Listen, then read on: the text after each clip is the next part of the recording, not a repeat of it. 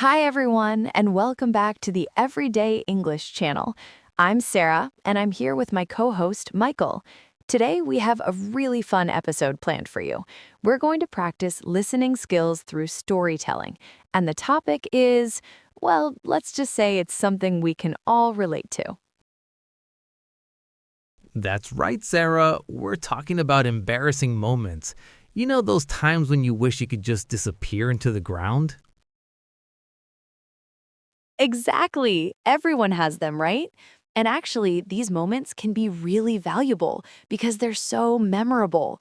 When something embarrassing happens, we remember every detail. Mm-hmm. That's true. So today, I'm going to share one of my most embarrassing moments with you. And Michael, you're going to help me tell it by asking questions along the way. This will help our listeners practice following a story in English, and we'll review some useful vocabulary at the end. Perfect. And listeners, don't worry if you don't catch every word the first time. That's totally normal. Just focus on understanding the main story. And remember, we're all learning together here. Absolutely. So, are you ready to hear about the time I made a complete fool of myself at a fancy restaurant? Oh no. Okay, I'm ready. Tell me, when did this happen and what kind of restaurant was it?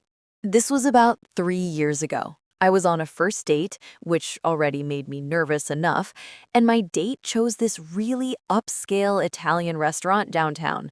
You know the type: white tablecloths, fancy lighting, waiters in bow ties. Oh, wow. First date pressure at a fancy place? That's already intimidating. Right? So I'm already feeling out of my comfort zone. The menu was entirely in Italian, which I don't speak, and I was trying so hard to impress my date. He seemed really confident and was chatting with the waiter in what sounded like perfect Italian. Uh-oh, so you felt pressure to keep up? Exactly. I didn't want to look like I had no idea what I was doing. So when the waiter came to take our order, instead of asking for help or admitting I couldn't read the menu, I decided to just wing it. Oh no, I can see where this is going. What happened next? Well, I spotted something on the menu that looked like it might be chicken. It was called pollo alla puttanesca. And I thought, okay, pollo means chicken, I know that much. But then I completely butchered the pronunciation of puttanesca. How badly did you mispronounce it? Michael, I said it so wrong. Instead of puttanesca, I confidently announced to the waiter that I wanted pollo alla puttanesca. And I said it really loudly because I was nervous and overcompensating. Oh my goodness. Did the waiter react? The waiter just stared at me for a moment, completely confused. Then he very politely asked, "I'm sorry, which dish would you like?" But here's the thing. I thought he hadn't heard me clearly, so what did I do? I repeated it, even louder this time. No way. Yes, I'm practically shouting puttanesca across this quiet, elegant restaurant. By now, people at other tables are starting to look over. My date's face was turning red, and the waiter looked like he wanted to crawl under a rock. This is getting worse and worse. What did your date do? My date finally leaned over and whispered, "Sarah, I think you mean puttanesca," and he pronounced it correctly. But it was too late. The damage was done. The entire restaurant had heard me absolutely massacre this poor Italian word. Oh wow. So that was the moment you realized your mistake? That's when it got even more embarrassing, because then I found out what puttanesca actually means. My date, trying to lighten the mood, explained that it's a traditional Italian pasta sauce, but the name literally translates to something like "in the style of prostitutes." Oh no. So you'd been loudly mispronouncing a word that already had, let's say, colorful origins. Exactly. So not only had I butchered the pronunciation, but I'd been shouting about prostitutes in this elegant family restaurant. I wanted to disappear. I literally put my hands over my face and said, "Can we please pretend that never happened?" That's mortifying. How did everyone else react? Were people still staring? Well, that's when the most embarrassing part happened. The couple at the table next to us started giggling. Then the table behind them joined in. Before I knew it, half the restaurant was either smiling or quietly laughing. Not in a mean way, but they'd all witnessed my linguistic disaster.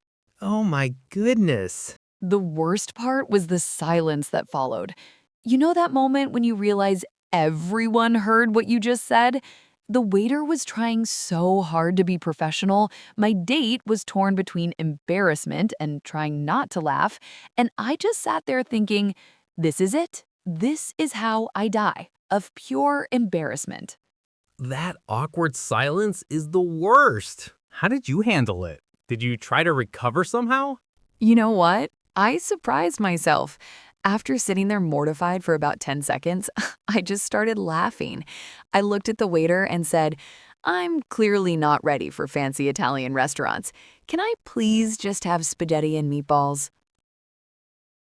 That's actually a great recovery. How did everyone else respond to that? The waiter smiled, the first genuine smile I'd seen him all evening, and said, "Of course, miss. And might I suggest our tiramisu for dessert? It's much easier to pronounce." Even my date started laughing then. The tension just melted away. That's wonderful. So being able to laugh at yourself actually saved the situation? Absolutely. And you know what? My date told me later that my ability to laugh at myself was what made him want to see me again. We ended up dating for 8 months. Sometimes the most embarrassing moments can actually work in your favor if you handle them with humor. Wait, Sarah, that story reminds me of my own restaurant disaster. Can I share mine too? I think our listeners would get a kick out of this one. Oh, please do. I've been feeling so vulnerable sharing mine. It's only fair that you embarrass yourself too. All right. So this happened when I was in Paris for work about 2 years ago. I was trying to order coffee at this little cafe, and I thought I knew enough French to get by. Big mistake. Oh no, I can already tell this is gonna be good. What happened? So I walk into this charming little cafe in Montmartre, feeling pretty confident. The barista was this elegant French woman, and there was a line of locals behind me.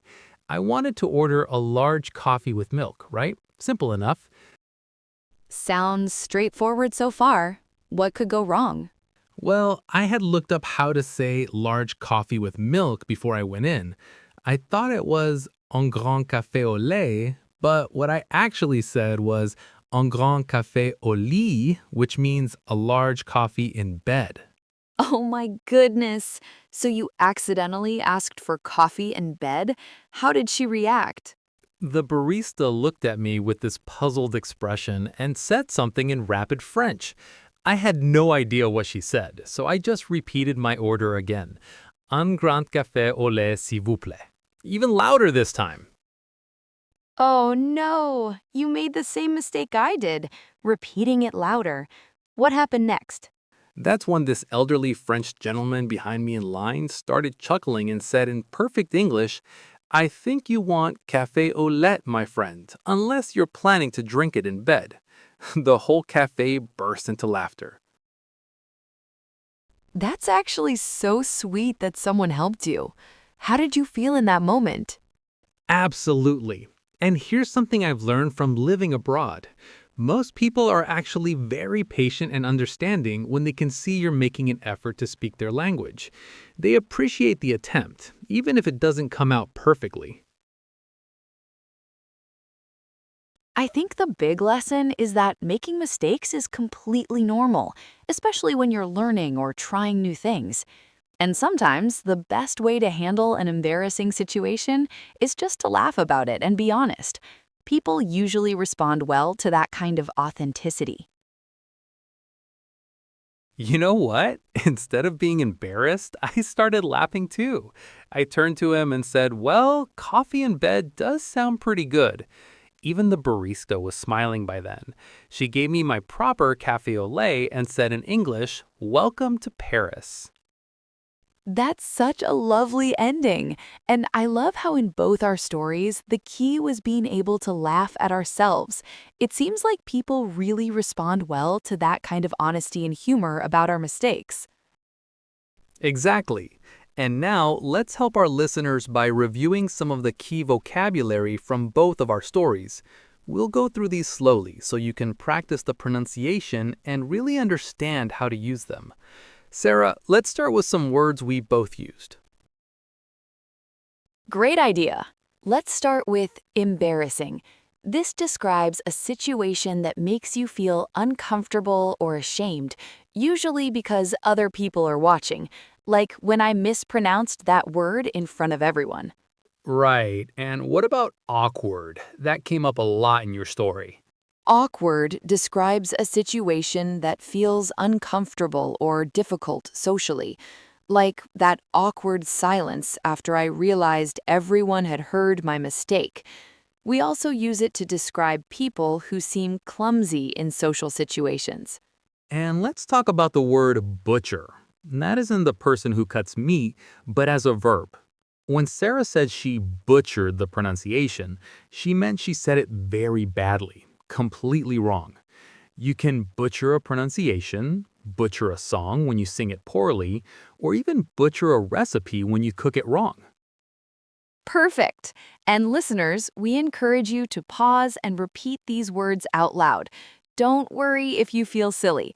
Remember, we just shared our most embarrassing moments with you. Let's start with mortified. This is a really strong word that means extremely embarrassed. When I was shouting the wrong Italian word, I felt mortified.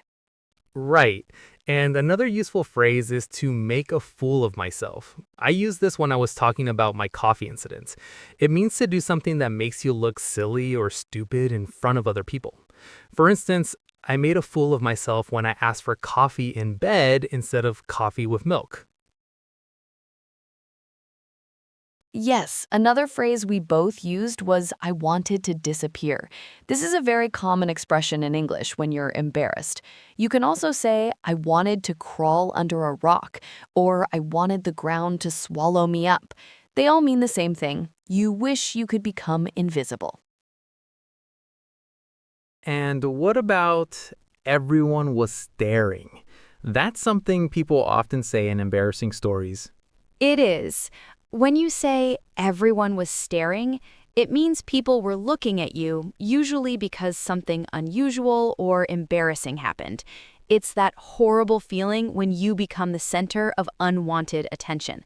We can also say, everyone was looking at me, or I felt like all eyes were on me. Perfect. And you use the phrase, "I didn't realize," several times. Yes, I didn't realize is such a useful phrase when talking about mistakes. It means I wasn't aware or I didn't understand. Like, I didn't realize I was mispronouncing the word so badly. It shows that your mistake wasn't intentional.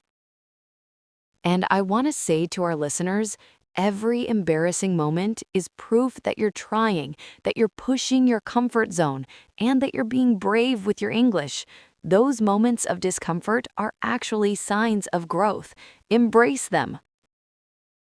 That's excellent advice. And let's talk about recovery phrases, what you can say when you realize you've made a mistake. Some useful ones are, let me try that again. Sorry, what I meant to say was, or can I correct myself? These show that you're aware of your mistake and you're trying to fix it. I'm still learning. Both Michael and I could have used this phrase to explain our mistakes. It's honest, it shows you're making an effort, and most people will be extra patient with you when you say this. You can also say, bear with me, I'm still learning English, or please excuse my English, I'm still practicing.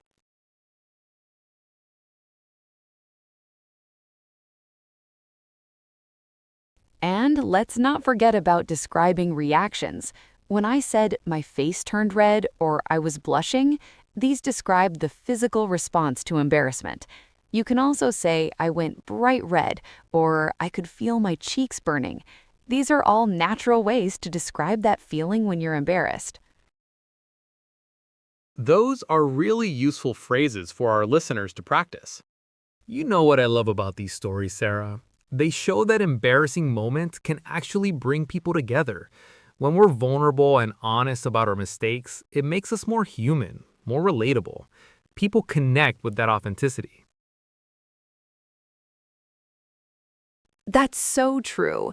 And for our listeners who might be feeling nervous about making mistakes when they speak English, I want to see this. Embarrassing moments are actually a sign that you're being brave. You're putting yourself out there, trying to communicate in a new language, and that takes courage. Absolutely. And for our English learners listening, remember, native speakers make embarrassing mistakes too. It's all part of being human. Sarah, any final thoughts?